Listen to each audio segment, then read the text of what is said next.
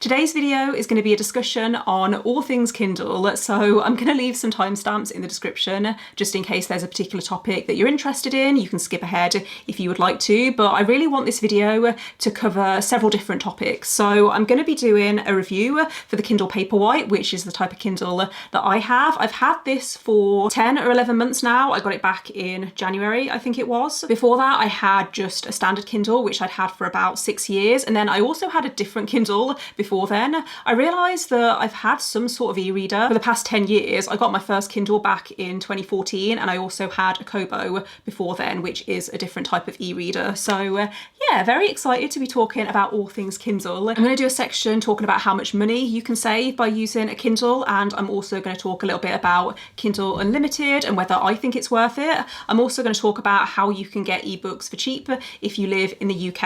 I live in the UK, so my experience is obviously based on that. I don't know how it works in other countries, but I think the best place to start is to do a review of the Kindle Paperwhite. So like I said, I bought this back in January and I paid £160 for it at the time. I think I paid a little bit extra because I wanted it without ads. When you buy a Kindle, I'm not sure if this is for all Kindles, but at least for the Kindle Paperwhite, you can pay a little bit extra and it gets rid of the ads on the front. So I wanted to be able to show what book I'm reading on the front, and this is mostly because I make videos about what I'm reading, and it's just a lot easier if I can hold this up and it's not showing some random ad. My last Kindle was fully functional, by the way, when I decided to upgrade, but because I'd had it for about 6 years, it was starting to get a little bit slow, and the main reason I wanted to upgrade was because it was getting slow, and when I was trying to turn the page, it was taking a few seconds and it was getting really annoying. I got some Amazon vouchers for Christmas and I decided to spend them on a Kindle, but I wanted to talk through just some of the main differences that I've noticed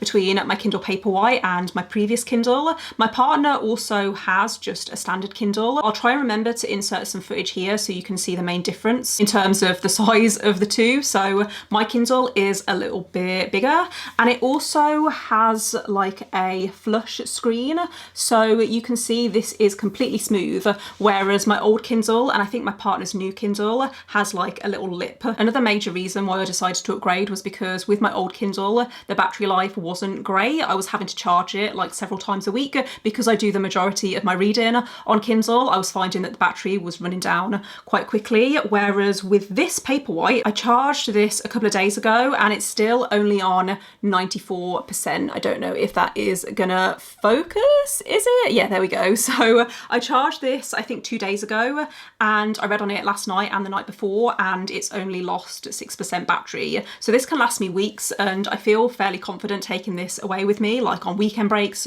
or on holiday for a week, and I know that it's not gonna run out on me. The charging port is just your standard USB-C. Again, I will see if that will focus, but this uses the same charger as my phone as well, which is really handy when I am going away. Some of the other features that Amazon mentions on their website is that the Paperwhite is water resistant, so it's really handy if you're taking it to the beach or if you're reading in the bath. Probably wouldn't recommend submerging it in the bath, but it means that if you do spill water on it, then it's not going to break on you. It also has a warm backlight, so it's meant to be easier on your eyes.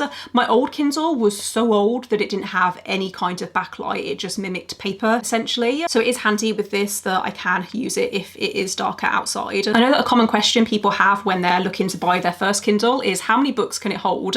So I have, I think, over 500 books on this Kindle, and I have a 16GB Kindle, and I don't think it's even close to running out of room. I can remember when I was a teenager, I went to visit my dad in America for about a month, and I took half a suitcase full of books because I knew I would read them all, and I did. I got through them in like 2 or 3 weeks. So then I was raiding his bookshelves, and I travelled a lot throughout my 20s, so I found it so helpful having a Kindle because it's so much more portable. I also find it a lot more comfortable reading on Kindle, especially now that I have my Kindle stand, which clips onto the side of my bedside table, and then you can raise it up to whatever angle feels comfortable. And I even have one of those little remote things. It clips onto the side of your Kindle, and then you can just press the remote to turn the page. So you don't even have to reach up your hand. You can just be in bed, all cozy, and it's great. You can also get the Kindle app on your phone, which means that any books that you start on your Kindle will sync. As long as you're signed in with the same Amazon account, it will sync across devices.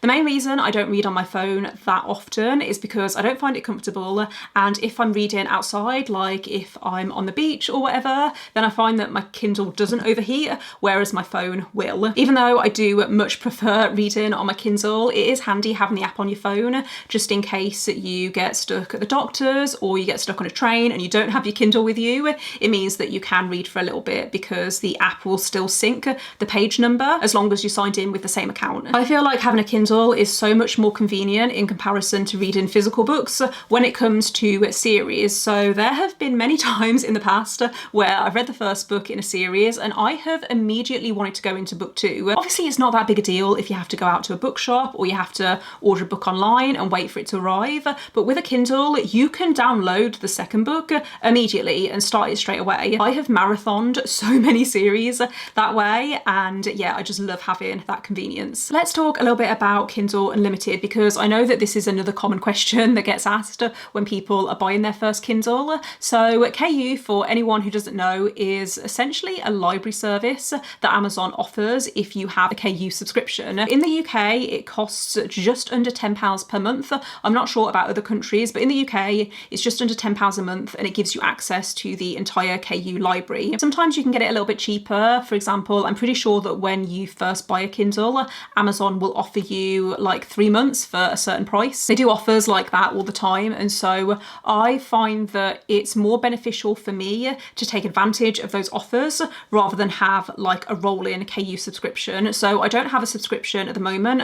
I did have one at the start of the year, which is how I read some very popular fantasy romance books. I find that the genres that are most common on KU are romance or romantasy. You get quite a few thrillers on there, and also there's some fantasy, but I don't see as many like lit fic books or like contemporary fiction on there. I'm sure they are on there, but I find that the most common genres are definitely romance and romantasy, especially indie romance and romantasy. Personally, I've never found it worthwhile having a permanent KU subscription. I think if you are looking into it, then it's worth looking at the books that are available through KU and how much you would spend on them if you didn't have a subscription, and then obviously that will tell you whether it's worthwhile. I find that if you're reading maybe 2 to 3 KU books per month, then it probably is worthwhile having the subscription, but because not every book is available on KU, then it might not be worthwhile. Something that is worth knowing though is if you have Amazon Prime, then you can also access a selected number of free ebooks through Amazon Prime. I think they call it Prime Reading. So for example, When the Moon Hatched by Sarah A. Parker is a very popular romantasy. I read that through Prime Reading earlier this year, and there's a few other popular books that I've seen on there as well. Amazon also does something called First Reads every month, which is where you can get free access to 1 or 2 books per month from a selection of new releases. Quite often these books don't have a lot of ratings yet because they are new releases. So what my sister does, she told me this trick, if you wait until like the 3rd week of the month, then by that point a load of people will have read the books because they've got them through Amazon First Reads, and you can get a better idea of what the books are like. You can check out the average rating and you can check out the reviews and stuff, so I find that really helpful as well. I'm assuming most people know this, but you can also connect your Kindle to your NetGalley account, so you can send any e-arcs that you get to your Kindle and you can read them on your Kindle instead of reading them on your phone, which I find really helpful. If you live in the UK, then Amazon also releases their 99p monthly Kindle deals every month, so I get really excited on the 1st of every month. I'm actually filming this on the 2nd of the month, so yesterday I woke up and one of the first things I did was look into what books are on offer this month. So there's usually quite a broad selection of books across different genres that are on offer every month for only 99p, and they also do daily deals as well. The best way to hear about those is through Facebook groups and stuff like that. There's a Facebook group that I'm part of which I think is called 99p Kindle Deals, and there are people that post in there whenever there's like a new daily offer. I think you can also sign up for emails directly with Amazon. I do get them sometimes where they'll email you if a book on your wish list is currently only 99p, and so that can be really handy as well. There's also an account called The Story Edit on Instagram. I'll double check and I'll leave it linked in the description just in case you would like to check them out, but they curate a list of the top popular books that are on offer every month and they share them on Instagram, and I find that really helpful because it can save a lot of time. There are usually a lot of deals every month and sometimes you just want to see the highlights. So yeah, I really appreciate that they do that. The final section that I wanted to go through is how much money I save every year by reading on my Kindle. So I put together some calculations based on my averages. Obviously, it's going to be different for every person, but I tend to read on average 50 ebooks per year. Because I check the Amazon monthly Kindle deals, I usually only spend 99 pence per ebook. Sometimes I will spend a little bit more. However, because I also read books for free through NetGalley in exchange for a review, it all kind of balances it out. So you could estimate in total that I've spent £210 to read 50 books, because that also takes into consideration the upfront cost of the Kindle. It works out at about £4.20 per book. So if we say that the average paperback is £10, then that's £290 that I've saved. I'm really hoping that my maths is correct there. I will have put the calculations on the screen. Obviously, these numbers aren't exact, but considering I had my last Kindle for over 6 years, I feel like that's a pretty good saving, because with each year that you have a Kindle, you save even more because you're diluting that upfront cost. Hopefully you found this video helpful and you've got a good idea now of whether buying a Kindle is the right option for you. Just to quickly summarise some of the points that I've made and why I love my Kindle so much is, other than the upfront cost, I do find it way cheaper to buy books on Kindle, especially with the 99p Kindle deals that we have in the UK. It's also more comfortable, in my opinion, to read on a Kindle in comparison to holding a physical book. I love my Kindle. It's reached a point now where the only physical books that I buy are either special editions of books that I've already read, or sometimes I'll buy souvenirs if I'm visiting a new place and I want to check out the independent bookshops. The only negative I feel like there is to owning a Kindle is you don't physically own the books that you buy, obviously, because they're digital copies. That doesn't really bother me because I also use my library quite a lot and I use online libraries, so I'm quite used to not owning the books that I read. And I read a lot of books like thrillers where I'm never going to reread a thriller if I already know the twist, so I'm not that bothered about owning a physical copy of every book that I read, but I know that that is kind of a deal breaker for some people. So yeah, let me know in the comments if you did find this video helpful and if you have any thoughts and feelings on owning a Kindle. Let me know if there's anything that I've missed. Don't forget to give this video a thumbs up if you found it helpful, and click subscribe if you would like to see more videos from me, but otherwise I will see you next time. Bye.